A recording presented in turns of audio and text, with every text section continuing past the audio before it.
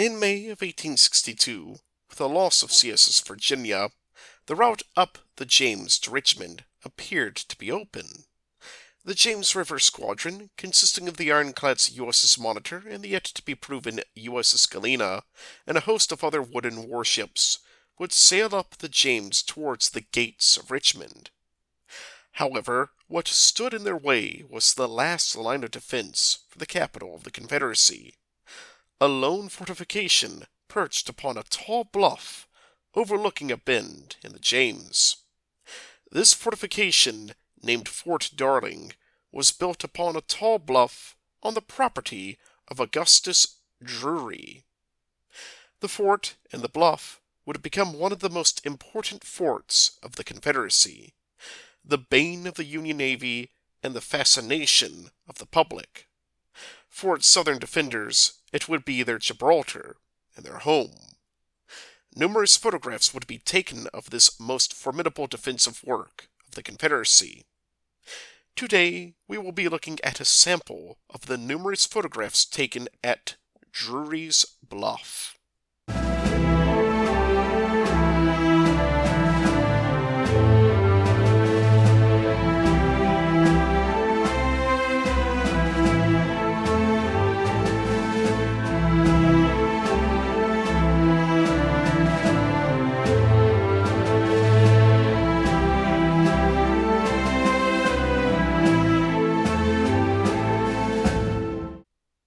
After the fall of Richmond on April 3, 1865, a number of photography teams began taking photographs of the city and the surrounding defensive works. One of the hotspots would be the fortifications built by Confederate engineers and their workforce of freedmen, slaves, volunteers, and conscripts. Prior to the fall of the city, Union fortifications, such as Fort Brady, and captured Confederate works, such as the captured and repurposed Fort Harrison, were heavily photographed, offering an extensive look within the walls of these fortified positions. With the fall of Richmond, one of the primary locations that would become a favorite of photographers would be the imposing heights of Drewry's Bluff and the impressively engineered fortress that sat atop the bluff, Fort Darling. Photographers from both Matthew Brady and Alexander Gardner went to Drewry's Bluff, photographing the fortress in remarkable detail.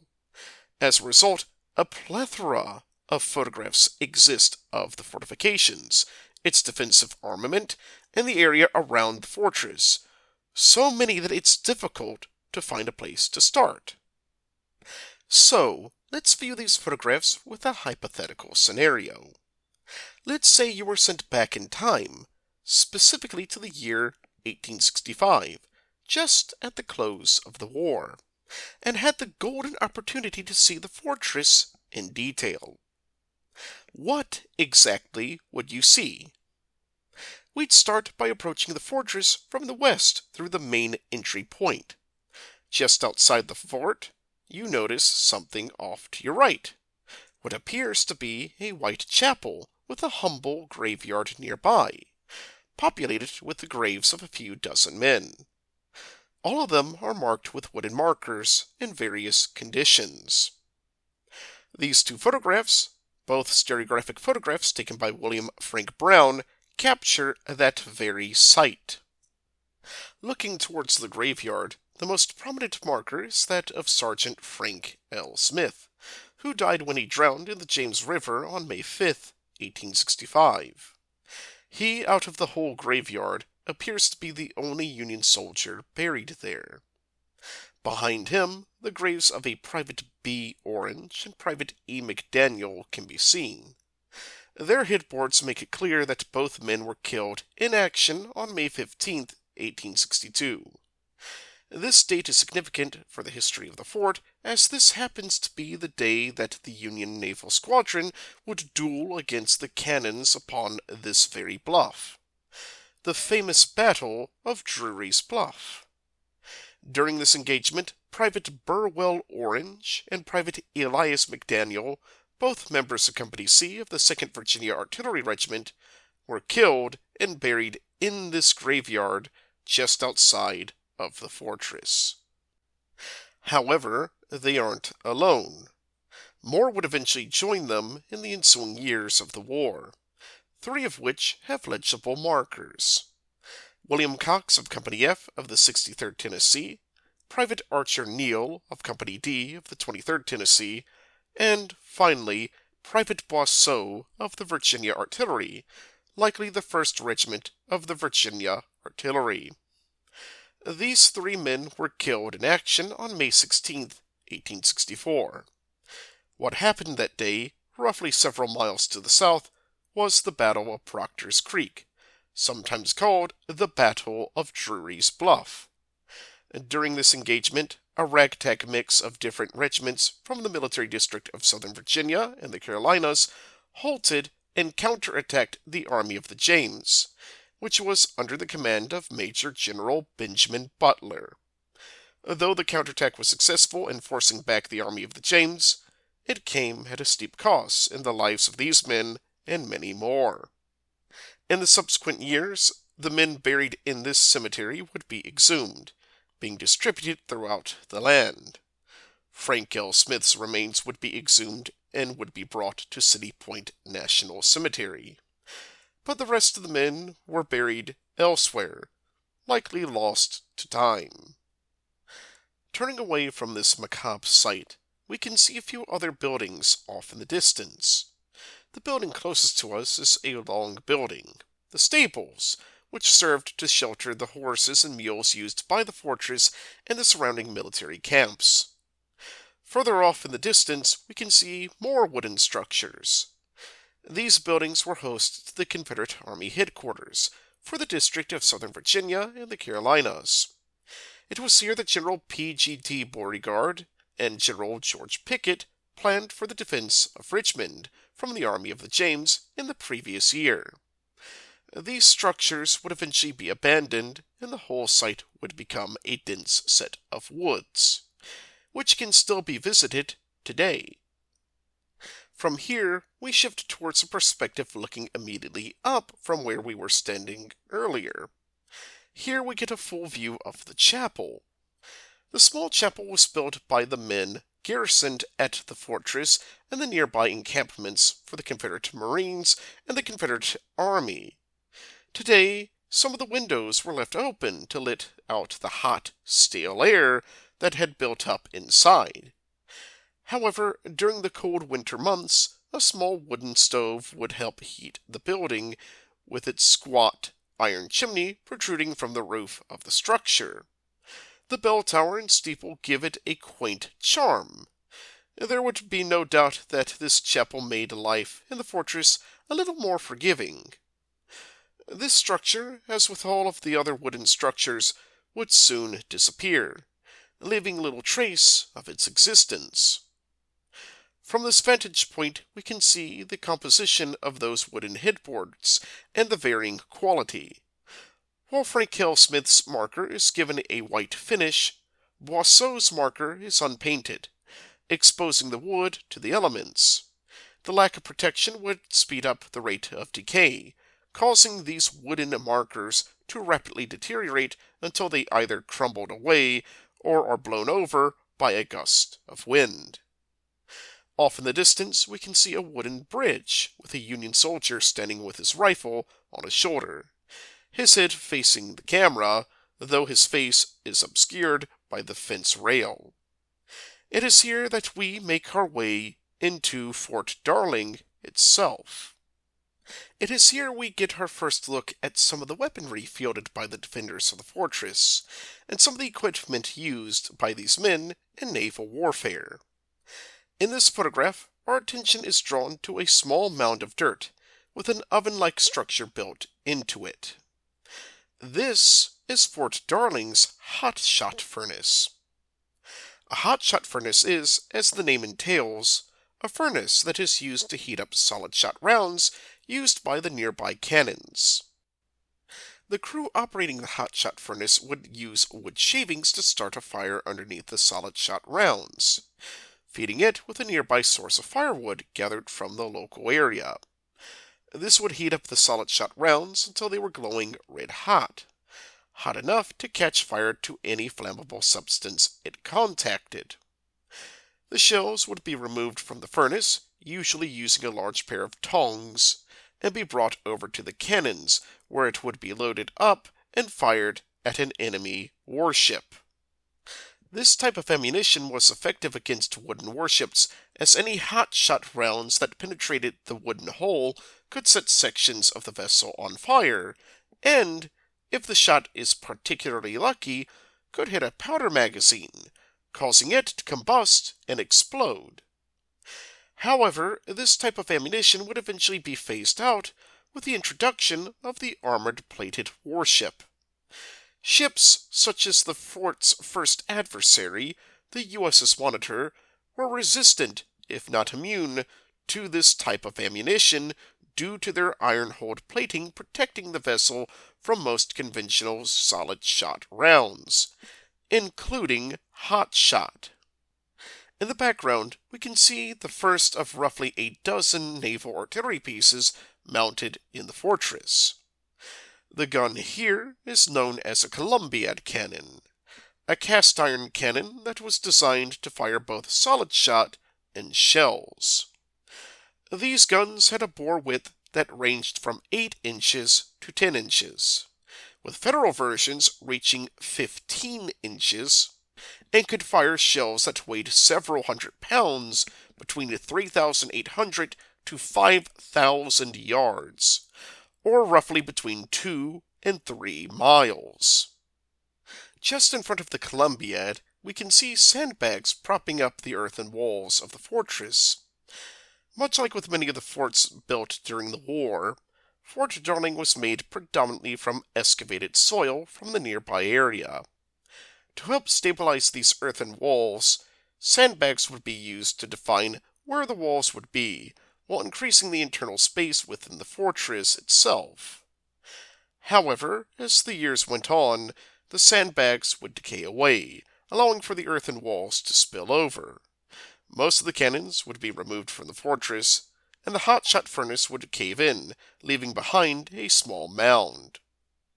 Moving away from this location, we make our way around an embankment separating the eastern batteries from the western sections of the fort. It's here that we encounter one of the most iconic locations of the fortress. Here, a Columbiad cannon is facing towards the James River. It is also here that we can see the mechanical components of the gun carriage. The carriage mechanism is set atop a set of iron rollers, which run on top of an iron-plated track, making it easy to turn the cannon towards the appropriate target. The carriage itself is based on naval carriages used prior to the American Civil War. The frame is made out of large pieces of timber and bolted together with large iron nuts and bolts. The carriage has a set of iron wheels, which help support the immense weight of the cannon and the carriage, which all lie on strips of iron track. Near the back, 2 stubs stick out. These will help stop the cannon from rolling off when the gun is discharged. The Columbiad, likely a 10-inch, is gun number 5, which is emblazoned on the trunnion. Towards the rear of the cannon, notches are built into it.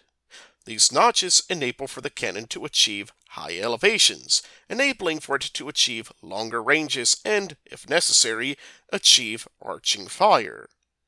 However, what's more important is the gun can depress itself. This is especially important for Fort Darling, as its high elevation above the river would sometimes require for the gun to be depressed in order to accurately fire at naval targets. And down below, we can see one of these potential naval targets. Roughly a half-mile down the river, a side paddle steamer is anchored. Its central funnel can be seen along with 2 tall masts with crow's nests bolted to them.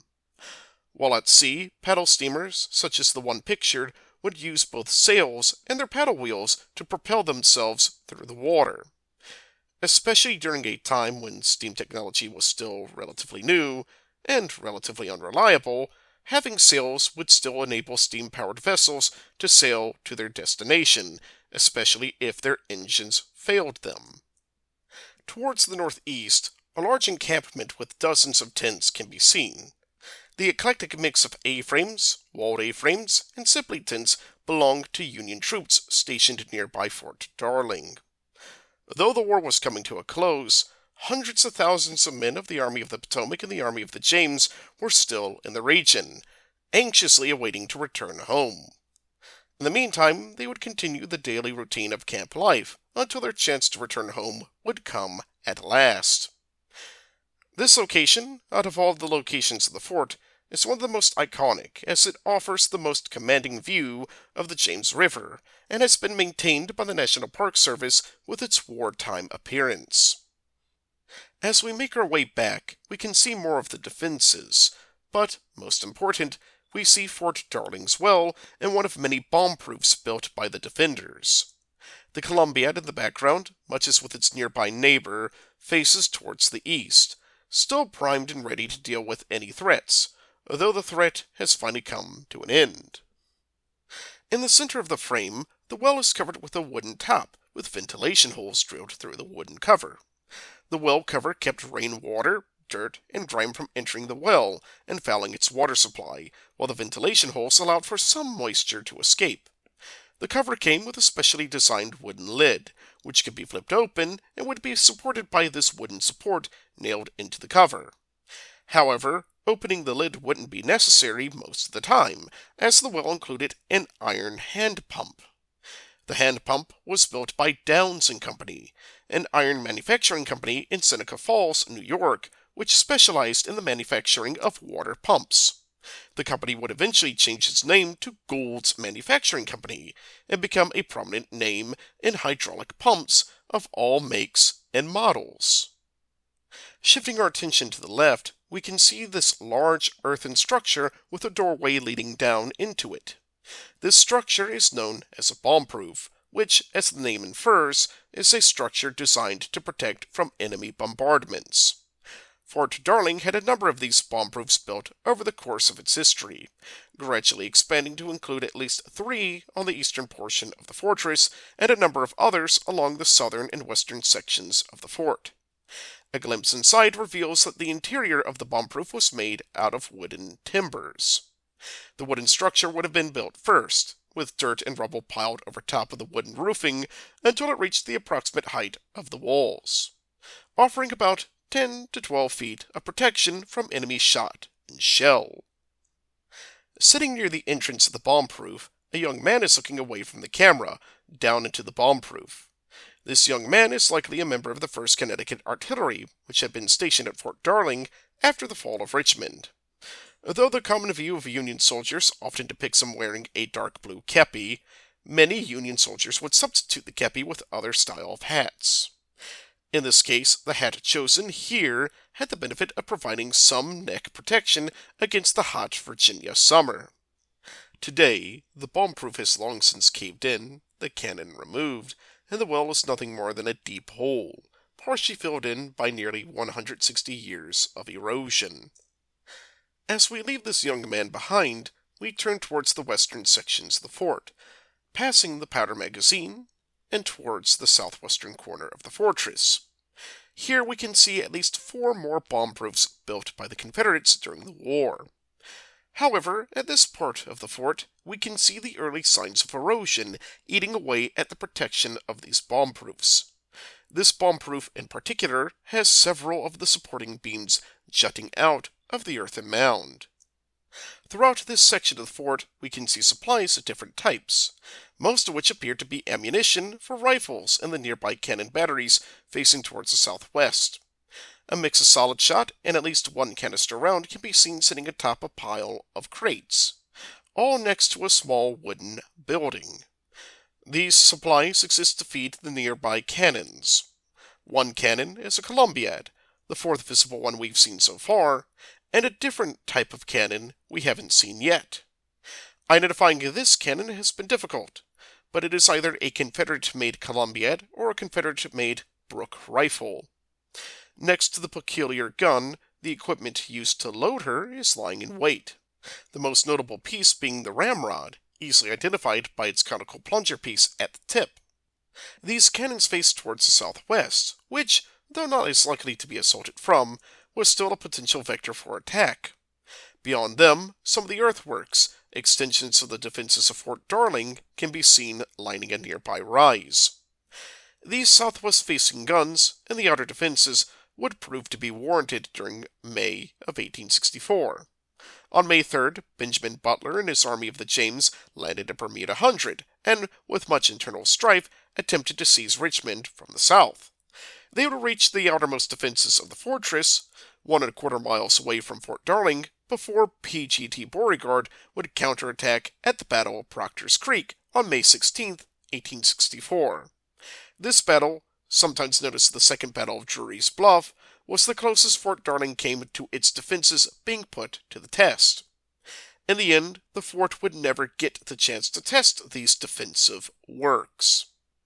The war would end for Fort Darling after the Confederate government, including Jefferson Davis, would abandon Richmond after the defenses around Petersburg were broken on April 3, 1865. The fortress would be abandoned, allowing for the Union to occupy it and the surrounding structures to house thousands of men, anxiously awaiting for the war to end. The end would come, and Fort Darling, with her guns removed, would be abandoned. Today, the bomb-proofs have long since caved in, though the earthworks have remained in remarkable condition, and the very land is protected from destruction, an endeavor that took countless men to achieve.